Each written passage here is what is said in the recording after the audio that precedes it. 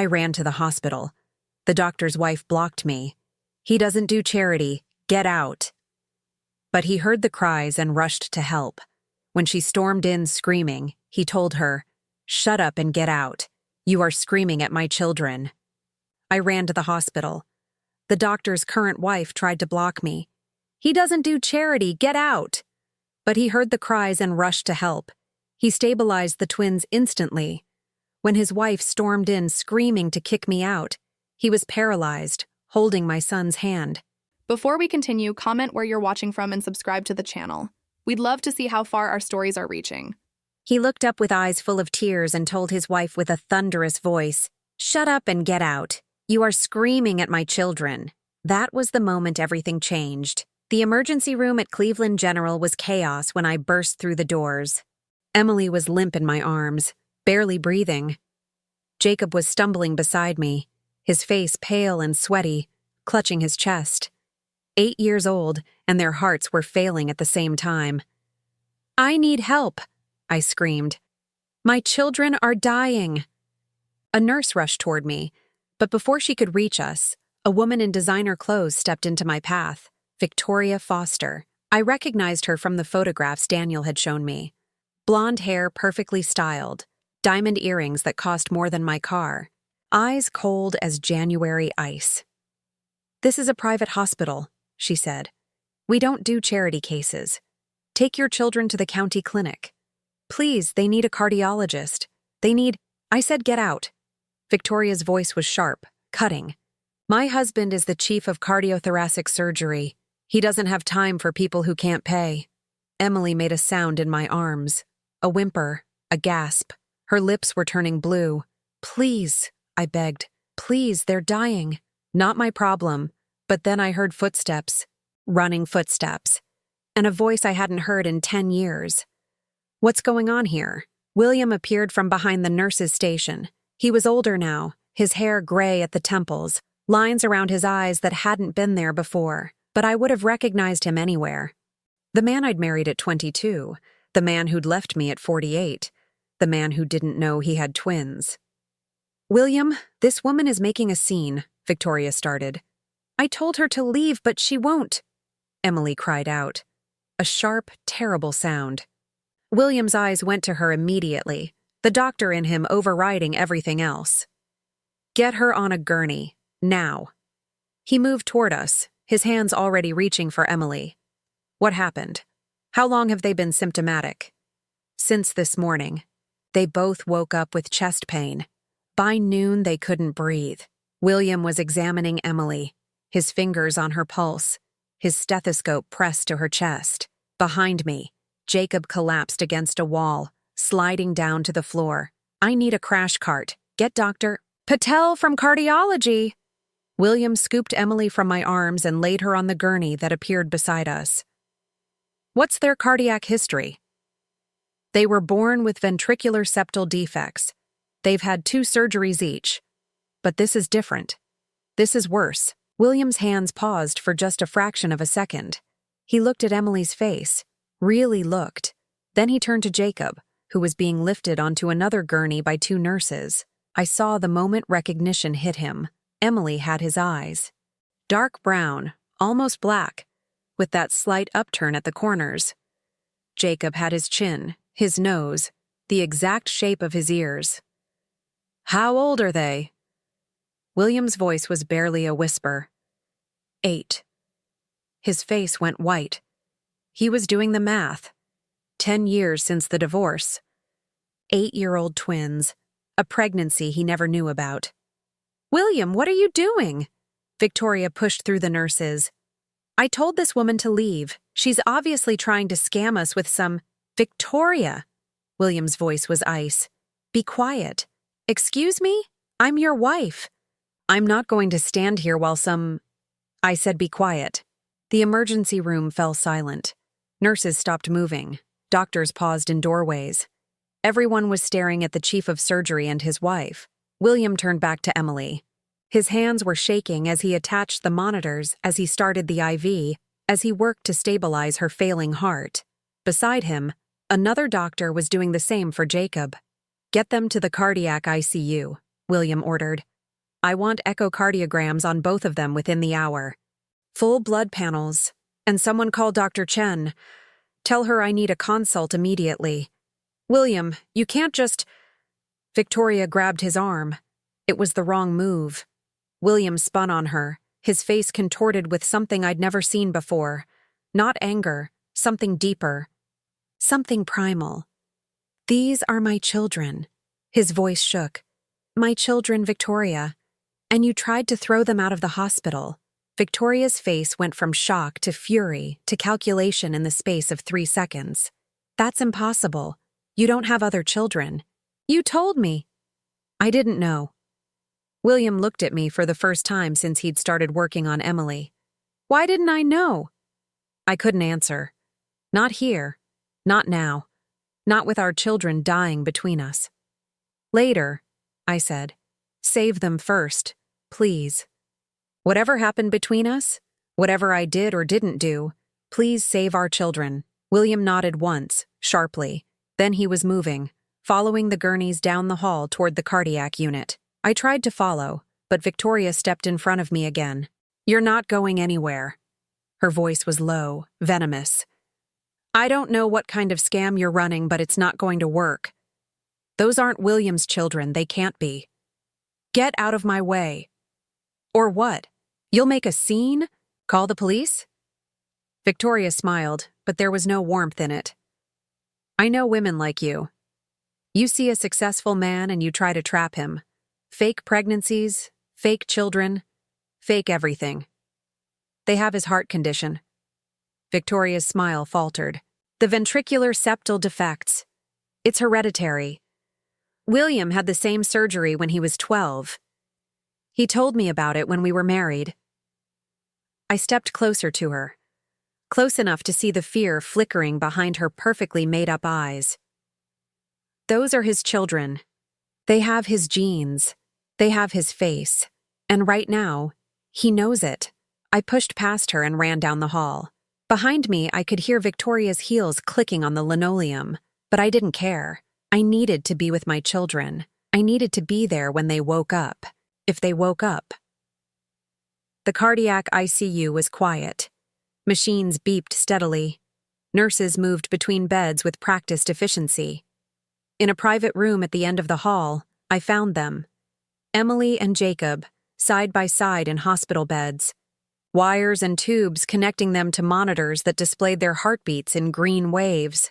And sitting between them, holding Jacob's small hand in both of his, was William. He was crying. I'd seen William cry exactly twice in our 26 years of marriage. Once when his mother died. Once when he told me he was leaving. Now he sat between the children he'd never known, tears streaming down his face, his shoulders shaking with silent sobs. I'm sorry, I said from the doorway. I should have told you. He didn't look up. Why didn't you? Because you left. Because Victoria was pregnant. Because you'd already started your new life and I didn't want to... Victoria was never pregnant. The words hit me like a physical blow. What? She told me she was pregnant. That's why I left. That's why I filed for divorce so quickly. She said she was carrying my child and I couldn't abandon her. William finally looked at me. His eyes were red, his face wet. There was no baby. She lied to get me to leave you. The room spun. 10 years. 10 years I'd spent raising our children alone, working double shifts, selling everything I owned to pay for their surgeries. 10 years I'd told myself it was better this way, that William had chosen another woman, another family, that telling him about the twins would only complicate things, and all of it had been based on a lie. I found out 3 months after the wedding, William continued. She said she'd miscarried. I was devastated. I thought I'd lost a child. He laughed, but there was no humor in it. Instead, I had 2 children I never knew about. 2 children who've spent their entire lives without a father. 2 children who are lying in hospital beds right now because I wasn't there to... You couldn't have prevented this. I'm a cardiac surgeon. This is literally what I do. I could have monitored them. I could have caught this before it became critical. I could have... You couldn't have known. Because you didn't tell me. The monitors beeped louder. Jacob stirred in his bed, his eyes flickering open. Mom? His voice was weak, barely audible. Mom, what's happening? I rushed to his side, taking his other hand. You're in the hospital, sweetheart. You're going to be okay. My chest hurts. I know. The doctors are going to help. Jacob's eyes moved to William. Who are you? William opened his mouth, then closed it. He looked at me, a question in his eyes. I nodded. I'm your father, William said. I'm your dad. Jacob stared at him for a long moment. Then slowly, his small fingers tightened around William's hand. You're the doctor, Jacob said. Mom said our dad was a doctor. She said he lived far away and couldn't visit. I'm here now. William's voice broke.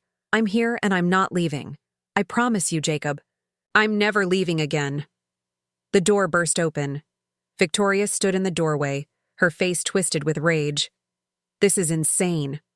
William, you can't just claim these children are yours based on some woman's word. We need DNA tests. We need... Look at them. What? Look at them, Victoria. William gestured to the children in their beds.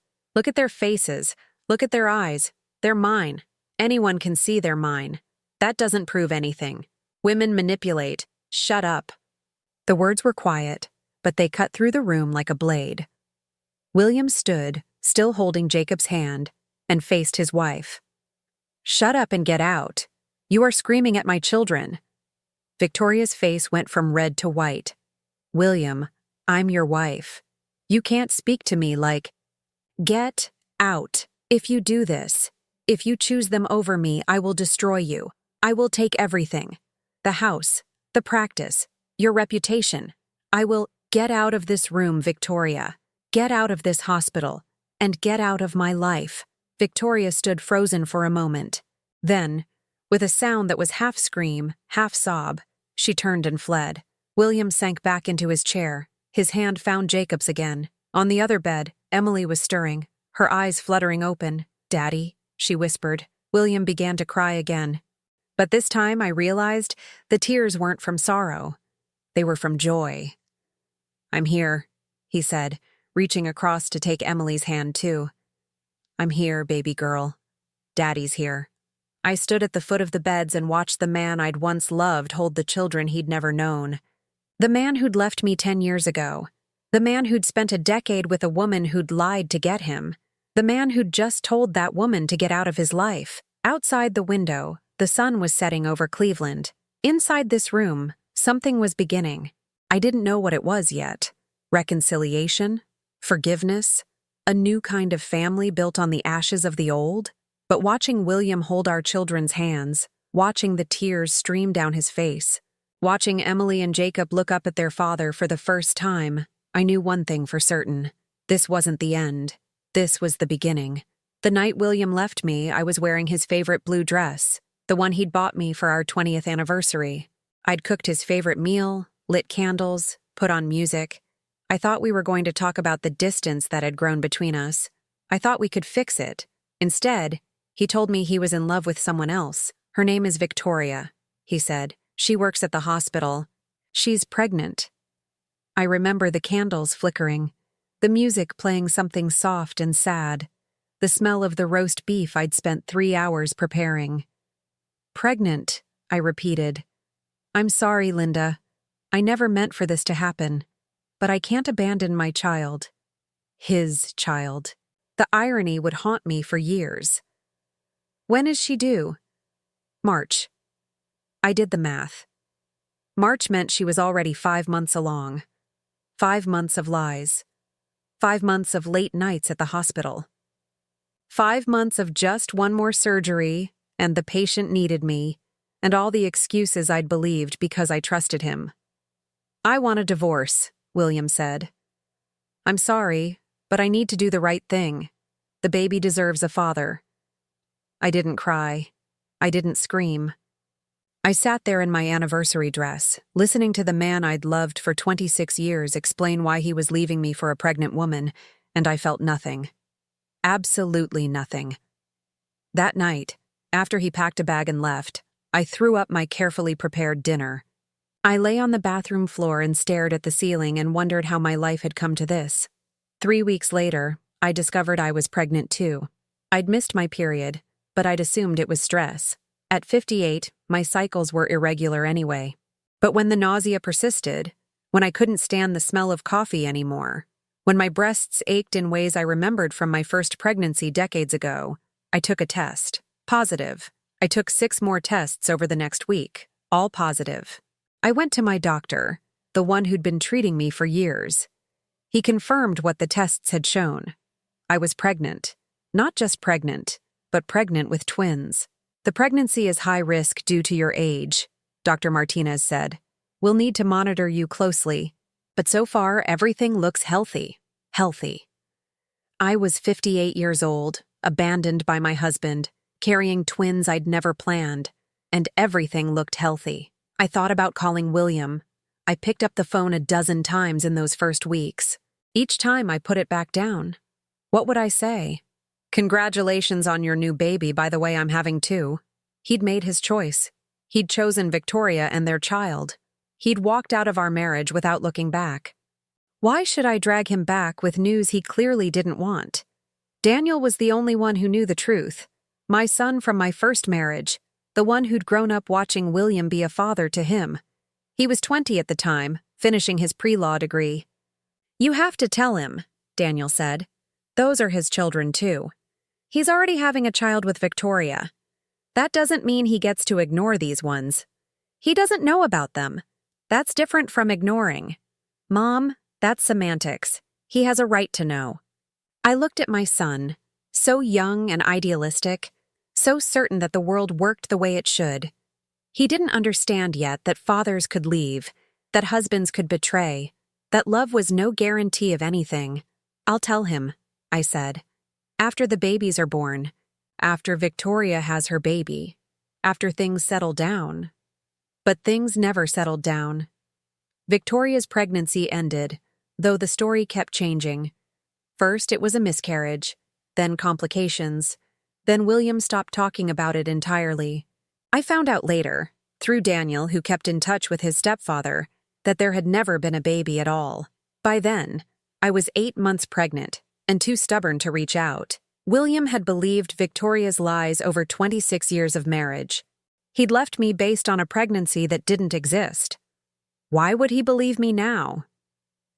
The twins were born in December, 3 weeks early.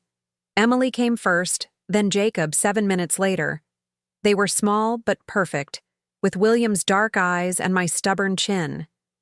They also had ventricular septal defects, holes in their hearts that would require surgery. The same condition William had been born with. The same condition he'd had corrected as a child. It's hereditary, the cardiologist told me. Do you know if the father has any cardiac history? I knew exactly, but I said nothing. The first surgery was when they were 6 months old. I sold the house to pay for it. The house William and I had shared for 20 years. The house where we'd raised Daniel together. The house where I'd sat in my anniversary dress and watched my marriage end. The second surgery was when they were 3. I was working 2 jobs by then, trying to keep up with medical bills that seemed endless. Daniel had graduated from law school and was helping where he could, but he had his own loans to pay. Let me talk to William, Daniel said. He would help if he knew. No, Mom, you're killing yourself. You need support, financial support, emotional support. These are his children. He made his choice. He made a choice based on lies. Victoria manipulated him. If he knew the truth, he'd feel obligated, guilty. He'd try to be a part-time father while staying married to the woman he chose. I won't do that to Emily and Jacob. They deserve a father who wants them, not one who sees them as a mistake. Daniel stopped arguing after that, but he never stopped keeping in contact with William. He never stopped dropping hints, trying to bring us back together. And now, 8 years later, we were together in a hospital room, watching our children fight for their lives. William had been in and out of the ICU all night, consulting with cardiologists, ordering tests, reviewing the echocardiograms. He wouldn't leave their side for more than a few minutes at a time. They need surgery, he told me at 3 in the morning. Both of them. Their septal patches are failing. We need to replace them completely. When? Tomorrow. The sooner the better. He looked exhausted, dark circles under his eyes, his surgical scrubs rumpled. I'm going to do it myself. Is that a good idea? You're emotionally compromised. I'm the best cardiac surgeon in this hospital. I'm not trusting anyone else with their hearts. He paused, and I saw something crack in his professional demeanor. I should have been there, for every surgery, for every complication. I should have been their father. You didn't know. Because you didn't tell me. Because you left me for a pregnant woman. Because you chose her over 26 years of marriage. Because I didn't think you'd want to know. William sat down heavily in the chair between the beds. Emily and Jacob were sleeping, sedated for the night, their monitors beeping steadily. Victoria wasn't pregnant, he said. I told you that. I know. Daniel told me eventually. Then why didn't you reach out? When you found out it was all lies, why didn't you call? Because by then, you were married to her. You'd made your choice. And I had 2 babies who needed my full attention. I didn't have the energy to fight for a man who'd walked away. I would have come back. If I'd known about the twins, would you? Would you really? I moved to stand in front of him, forcing him to meet my eyes. You believed her lies over my truth.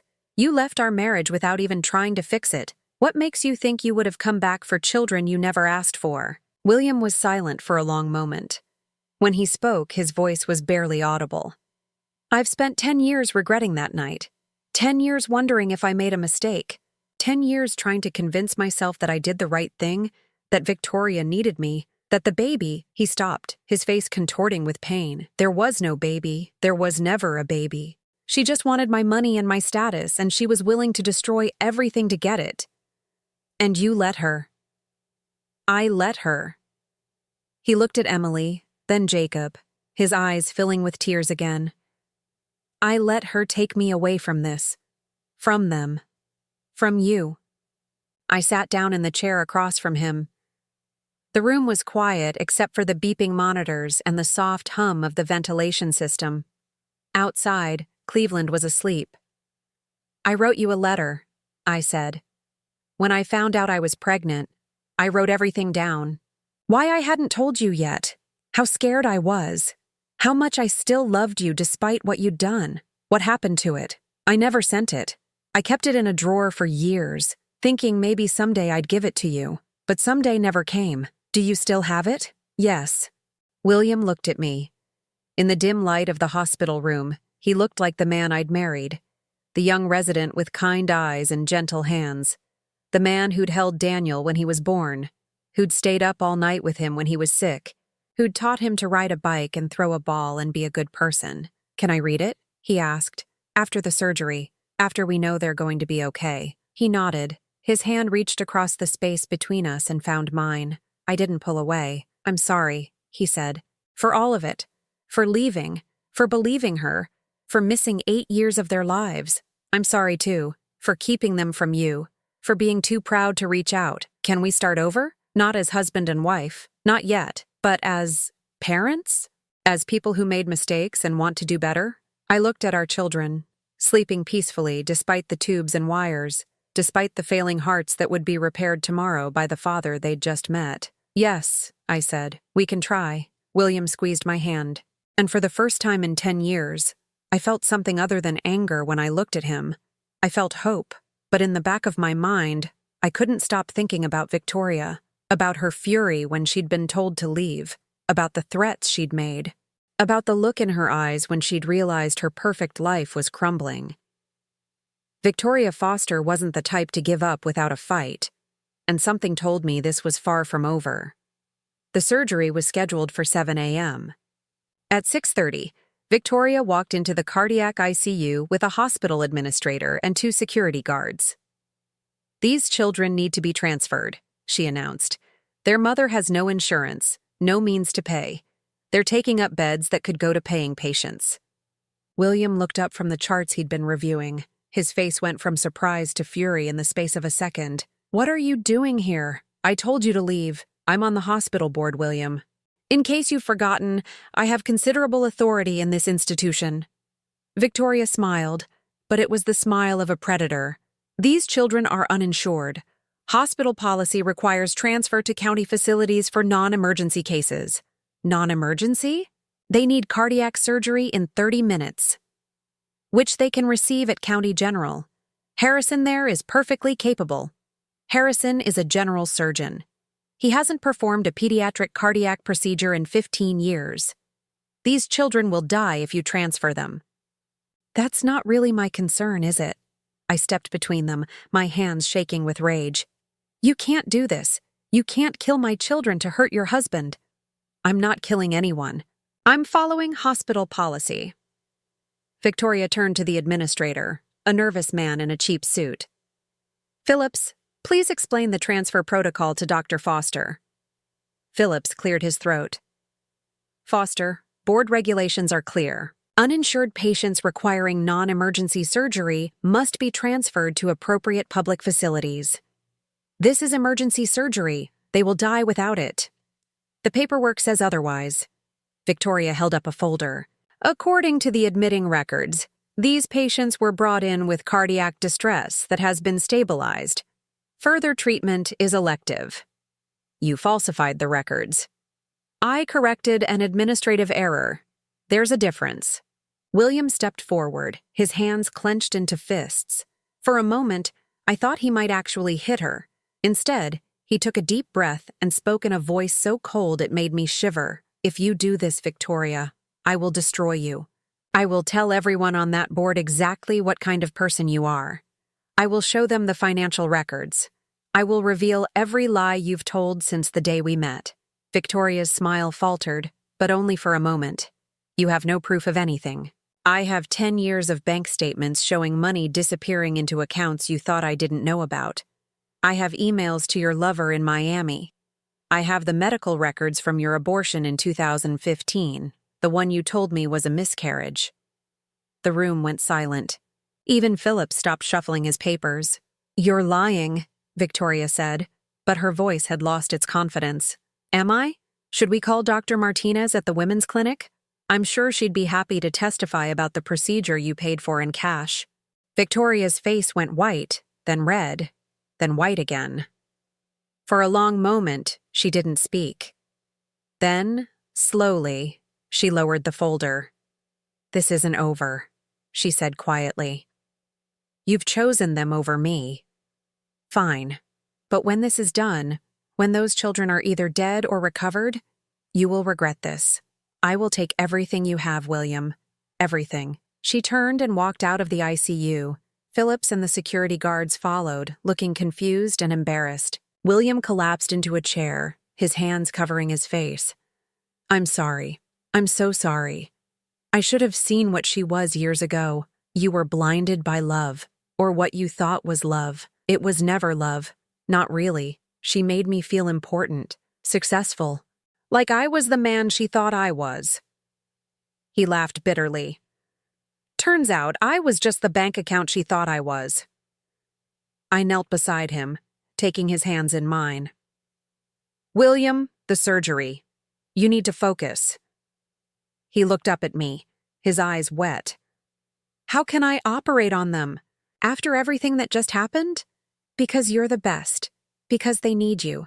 Because whatever else you've done, whatever mistakes you've made, you're still the surgeon who saved 100 children's lives. You can save 2 more. William took a deep breath. Then another. I watched him pull himself together, watched the professional mask slide back into place. You're right. I need to focus. He stood, straightening his scrubs. Will you be here when I come out? I'm not going anywhere. He nodded, then walked toward the operating room. At the door, he paused and looked back at me. Linda? Yes? I never stopped loving you. I just forgot how to show it. Then he was gone, and I was alone with the fear that had been building since the moment Emily collapsed in my arms. The surgery took 11 hours. I sat in the waiting room, drinking coffee that tasted like ash, staring at a television that showed news I didn't comprehend. Daniel arrived at noon, his suit rumpled from the drive. How are they? Still in surgery. William's operating on both of them. William's operating? Daniel sat down beside me. Is that wise? He's the best cardiac surgeon in the state, maybe in the country. He's also their father. He just found out he has twins. That's not exactly a recipe for steady hands. His hands were steady when he told Victoria to get out. They'll be steady in the OR. Daniel was quiet for a moment. Mom, what happened with Victoria? I told him about the morning's confrontation, the attempted transfer, the threats, the revelation about the abortion. She faked a pregnancy to steal him, then she had a real pregnancy and ended it? Daniel shook his head. That's cold. She didn't want children. She wanted William's money and status. Children would have complicated that. Do you think she'll really try to take everything? I think Victoria is capable of anything. She's spent 10 years building this life. She's not going to let it go without a fight. At 6 p.m., William finally emerged from the operating room. He was exhausted, his scrubs soaked with sweat, his face gray with fatigue. But he was smiling. They're stable, he said. Both of them. The patches held. Their hearts are beating strong. I collapsed into his arms, sobbing with relief. Daniel stood beside us, his hand on my shoulder. Can we see them? I asked. In a few hours. They need to recover from the anesthesia first. William held me tighter. They're going to be okay, Linda. Our children are going to be okay. Our children. The words felt strange after all these years, but they also felt right. We sat in the waiting room until 9 p.m. when a nurse came to tell us the twins were awake. William led me down the hall to the recovery room, where Emily and Jacob lay side by side in their beds. They looked so small, so fragile.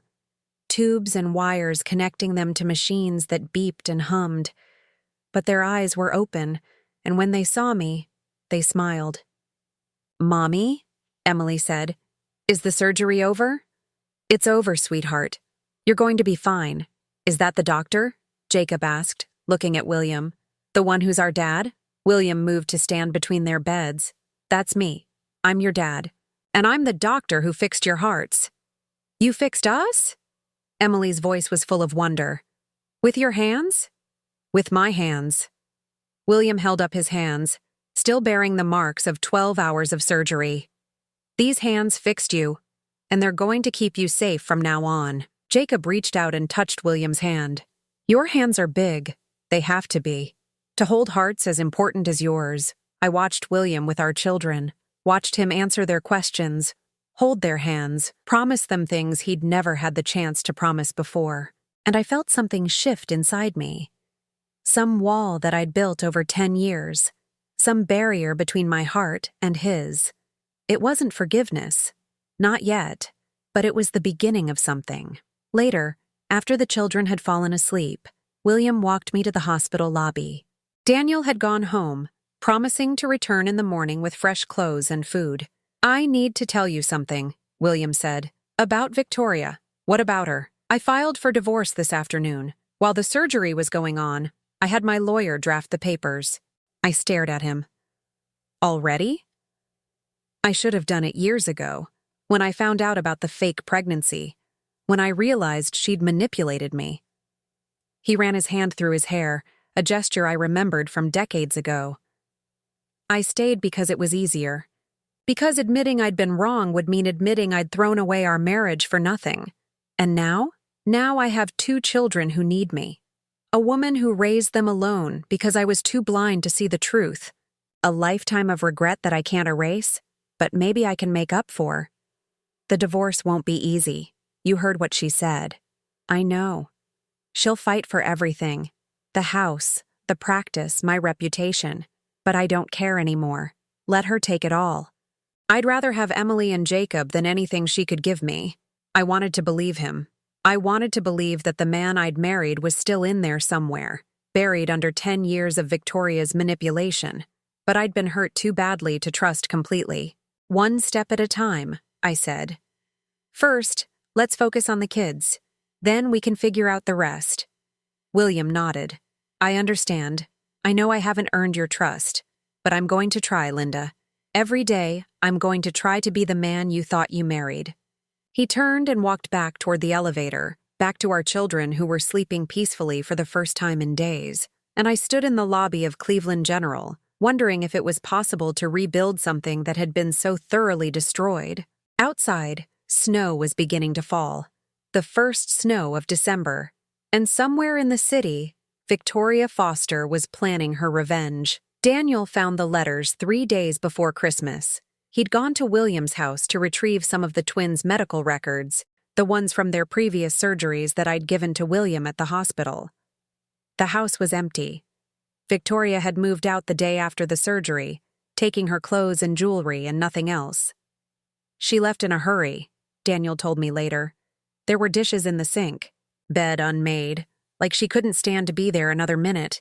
He'd found the records in William's home office, exactly where William said they'd be, but he'd also found something else, a box, hidden in the back of a closet, behind old suits and forgotten shoes. Inside the box were letters, dozens of them. "Mom, you need to see this." He brought the box to the hospital, where I was sitting with the twins while they recovered. William was in surgery, another child whose heart needed fixing. "What is this?" "Open it." I lifted the lid. Inside were envelopes, stacked neatly, all addressed to William Foster at Cleveland General Hospital. The handwriting was mine. "I don't understand. I never sent these. Look at the postmarks." I pulled out an envelope at random. The postmark was from 2015, 8 years ago, when the twins were having their first surgery. "I wrote to him," I whispered. "After the surgery, I was so scared, so overwhelmed. I thought maybe if he knew he'd help." "You never told me you wrote to him." "I changed my mind. I wrote the letters, but I never mailed them. They should still be in my desk at home." I opened the envelope and pulled out the letter inside. My handwriting. My words. The letter I'd written 8 years ago, begging William to help, to be there for our children, to at least acknowledge they existed. But there was a stamp on it, a Cleveland postmark. Someone had mailed it. "Daniel, I don't understand. I didn't mail these." "Keep looking." I pulled out more envelopes, more letters. Some I remembered writing, others I didn't, but all of them had the same Cleveland postmark. All of them had been mailed. "Who sent these?" Daniel reached into the box and pulled out a smaller envelope, one that wasn't addressed to William. It was addressed to Victoria. Inside was a note, short, impersonal, typed on plain white paper. "As requested, all correspondence from Linda Foster regarding the children. Intercepted and delivered to you per our agreement. MP, Daniel said. "Michael Phillips, the hospital administrator who tried to transfer the twins. Victoria intercepted my letters. She knew about the children the whole time. It gets worse." Daniel handed me another document. A legal agreement dated 9 years ago between Victoria Foster and Michael Phillips. She paid him to monitor all mail that came to William at the hospital. Anything that seemed personal or suspicious, he was supposed to give to her first. I sat back in my chair, the letters spilling across my lap. For 10 years, I'd believed that William didn't know about the twins, because I'd never told him. For 10 years, I'd carried the guilt of that secret, the weight of that choice. But I had told him, multiple times, and Victoria had made sure he never knew. "She knew," I said. "She knew about Emily and Jacob. She knew about the letters. She knew about everything. And she did nothing. She let you struggle alone while she lived in William's house, spent William's money, kept William's children a secret." I thought about the woman who had tried to block me at the hospital, the woman who had called my children charity cases, the woman who had tried to have them transferred to die in a county facility. She hadn't just been protecting her marriage, she'd been covering up a decade of deception. "William needs to see this. I know, but I wanted to show you first, because there's something else." Daniel reached into the box one more time. He pulled out a letter I recognized immediately. The letter I'd written the night I found out I was pregnant. The one I'd kept in my desk for 10 years, never sending it. Except it wasn't in my desk anymore. "She broke into my house," I said. "She stole my letter." "She did more than that." Daniel pointed to the envelope. "Look at the return address." The return address was mine, but the handwriting wasn't. She was going to use this, I realized. She was going to show William this letter and claim I'd sent it, that I'd told him about the twins and he ignored me. She was setting you up, probably planning to use it if you ever came forward. See, William knew about the children all along. He just didn't care. The room was silent except for the beeping of the twins' monitors. Emily and Jacob were sleeping, their hearts beating steadily, unaware of the scheming that had shaped their entire lives. We need to tell him, I said. Right now. William's surgery finished at 4 p.m. I met him outside the operating room, the box of letters in my arms. What's that? Proof that Victoria knew about the twins from the beginning, that she intercepted every letter I sent you, that she spent 10 years making sure you never found out. William's face went pale. What are you talking about? I told him. About the letters. About Michael Phillips. About the agreement Victoria had signed to intercept his mail. About the letter she'd stolen from my house. William sat down heavily on a bench in the hallway.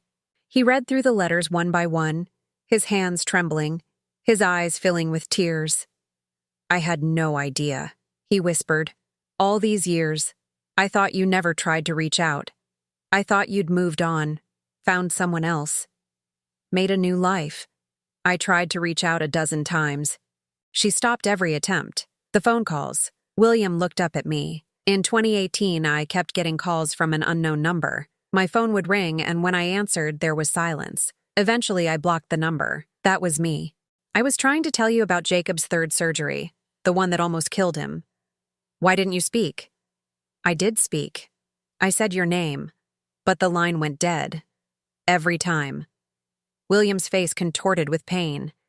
She had access to my phone. She managed all my contacts. She was blocking my calls, hanging up before you could hear me. William threw the letters across the hallway. They scattered like snow, pages and envelopes floating to the floor.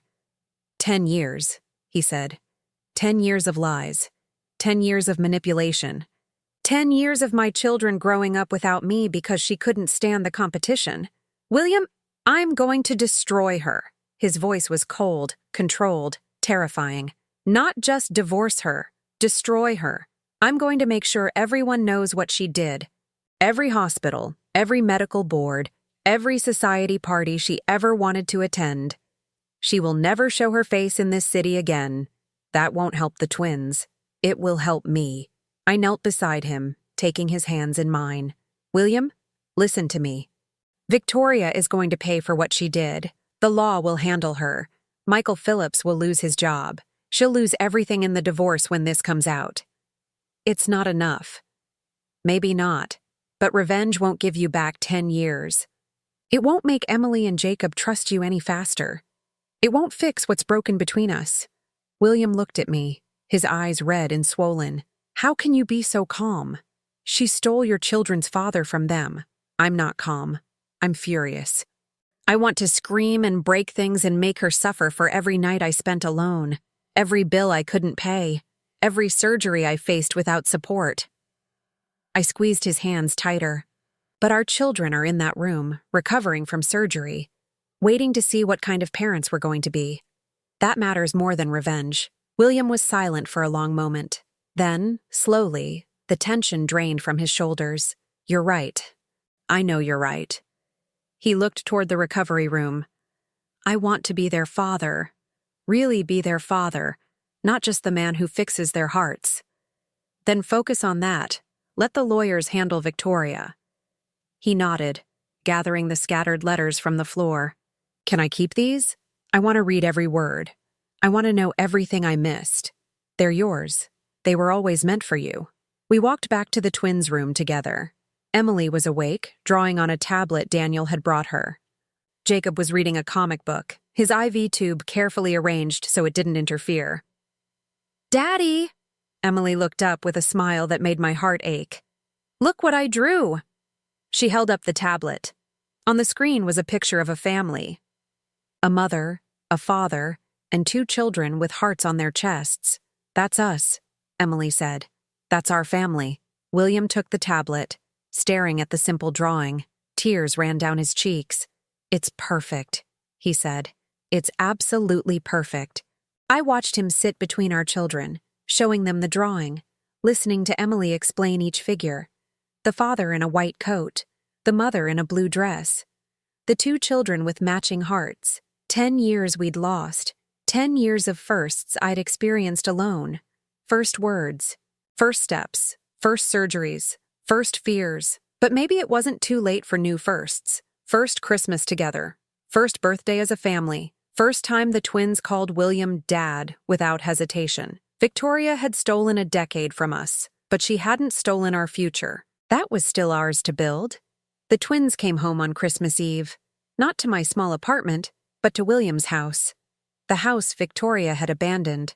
The house that felt too big and too empty and too full of memories all at once. "Are you sure about this?" I asked as we carried the children inside. "I have a perfectly good apartment." "Your apartment has 2 bedrooms. One for you, one for them to share. They need space to recover.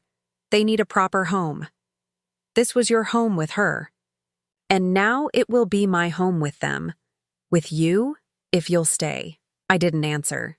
The question was too big, too loaded with implications I wasn't ready to face. Instead, I focused on getting Emily and Jacob settled in the guest rooms that William had hastily converted into children's bedrooms. "Daddy, this room is huge!"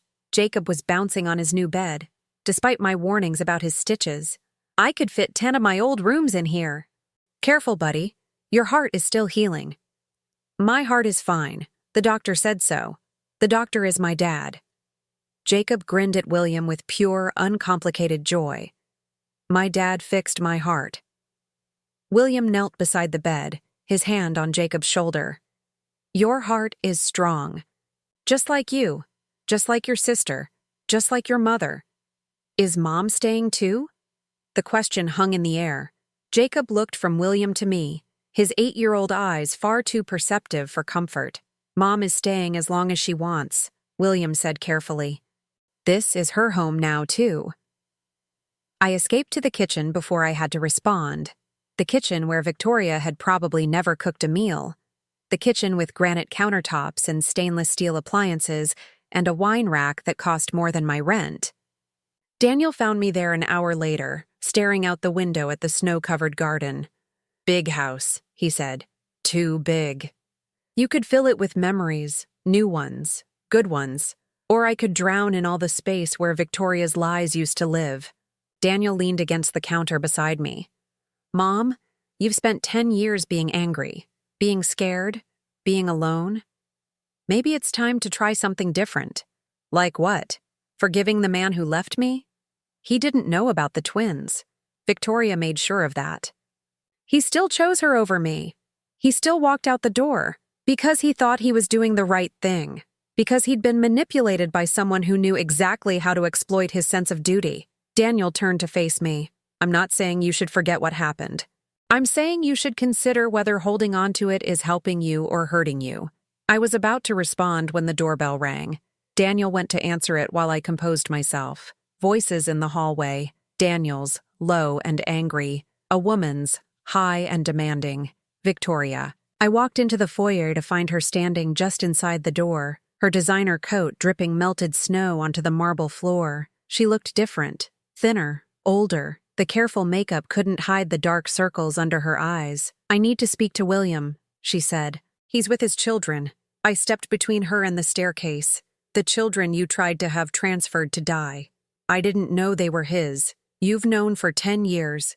We found the letters, Victoria. We found the agreement with Phillips. We found everything."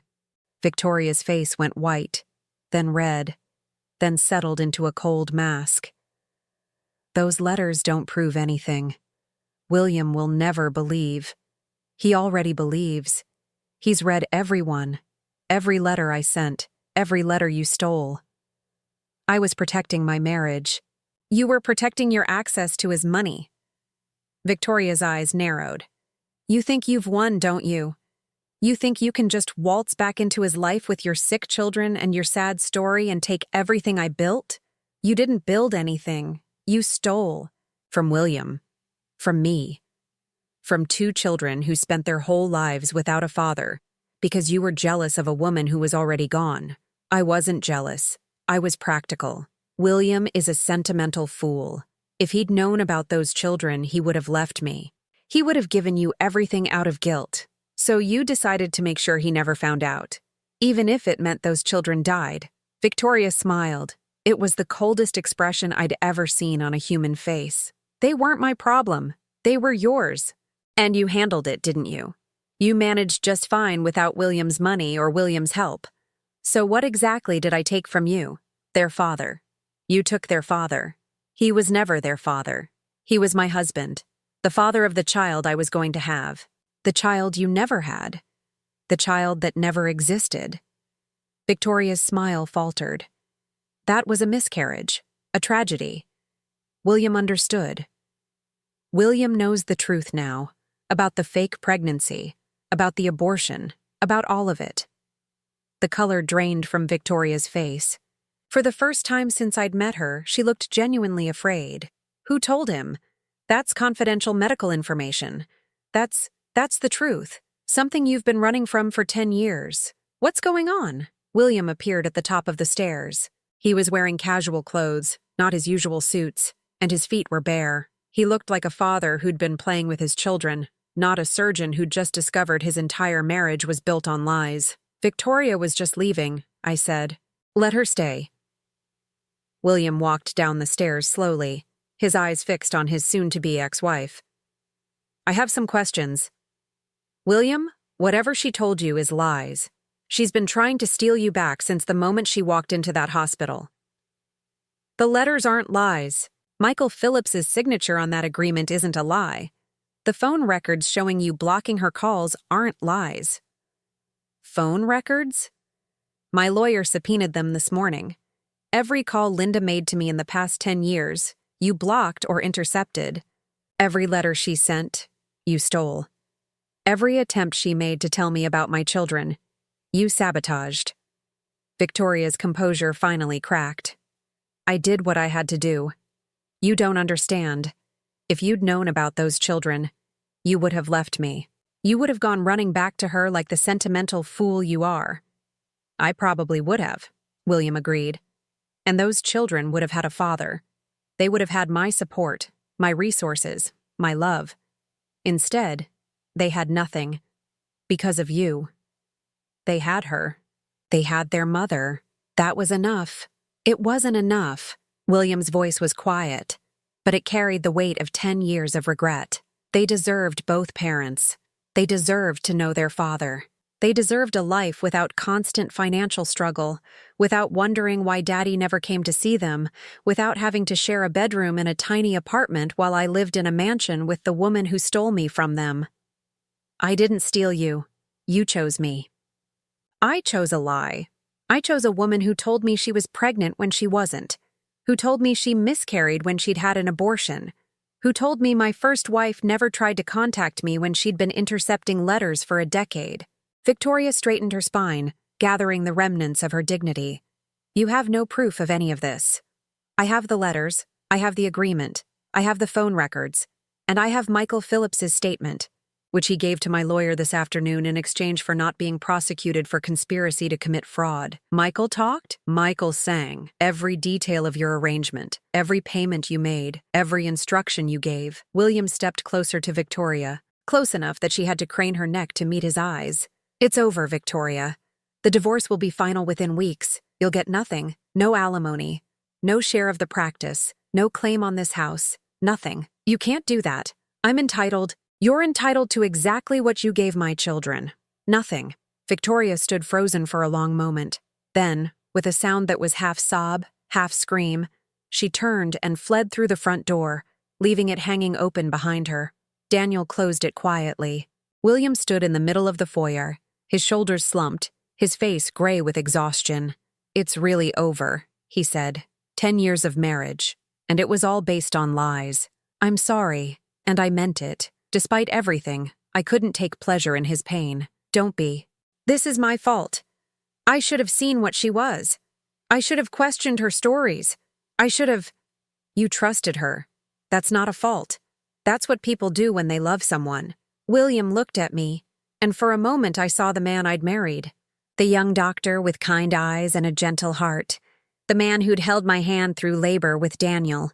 The man who danced with me at our wedding and promised to love me forever. Can you ever trust me again? He asked. I don't know. Maybe. With time. I'll wait. However long it takes, I'll wait. From upstairs, I heard Jacob's voice calling. Daddy! Emily says I can't have the big room. Tell her I can have it. William smiled. The first genuine smile I'd seen from him since Victoria walked in. Duty calls. He went upstairs to mediate between the twins. I watched him go, thinking about trust and time and second chances. Maybe Daniel was right. Maybe holding on to anger wasn't helping anyone. Maybe it was time to try something new. But first, I had to figure out what that something would look like, and whether I could really share this house, this life, with the man who'd left me 10 years ago, even if he'd been tricked into leaving, even if he'd been trying to come back ever since. The future was uncertain. But for the first time in a decade, it felt possible. Spring came slowly to Cleveland that year. The snow melted in fits and starts, leaving patches of brown grass between puddles of ice. The twins grew stronger every day, their hearts beating steadily, their energy returning in waves that exhausted everyone around them. I stayed at William's house. Not in his bedroom, not as his wife, but in the guest suite on the opposite side of the hall from the children. We were something between friends and strangers, parents who shared responsibilities but not a bed, partners in raising the twins but nothing more. Is this okay? William asked one night in April. We were sitting on the back porch, watching the sun set over the garden. Living here but not being together? It's what I need right now. Time, space, a chance to figure out who we are without the weight of the past. I can give you that. I'll give you whatever you need. The divorce from Victoria was finalized in February. She'd tried to contest it, claiming emotional distress, claiming William had abandoned her, claiming anything that might give her leverage, but the evidence was overwhelming. The letters, the phone records, Michael Phillips's testimony. In the end, she walked away with nothing but the clothes on her back and a reputation that would follow her wherever she went. I heard she moved to Florida, started over with a new name and a new story. Some other man's wife now, probably running the same schemes on a new victim. But that wasn't my concern anymore. The twins started school in the fall, a private school that William paid for, with small classes and understanding teachers. For the first time in their lives, they didn't have to hide their scars or explain their absences. Daddy says I can try out for soccer, Jacob announced one morning at breakfast. He says my heart is strong enough now. That's wonderful, sweetheart. What does Coach Ramirez say? Coach Ramirez says I'm the fastest kid in the class. He says I could be a striker. William looked at me over the twins' heads, his eyes bright with pride. These moments were precious, I realized. These ordinary mornings with cereal and homework and plans for after-school activities. These were the moments Victoria had stolen from him for a decade. Emily was quieter about her achievements, but no less proud.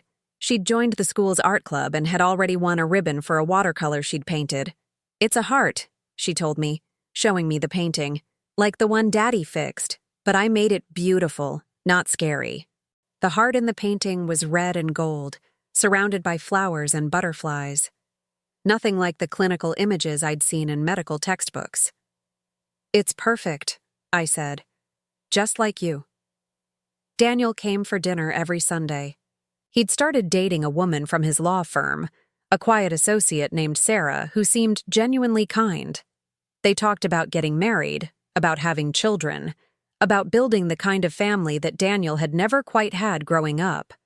You know, Daniel said one Sunday after dinner, I always thought I'd resent William for leaving when I was young, for not being around during the hard years.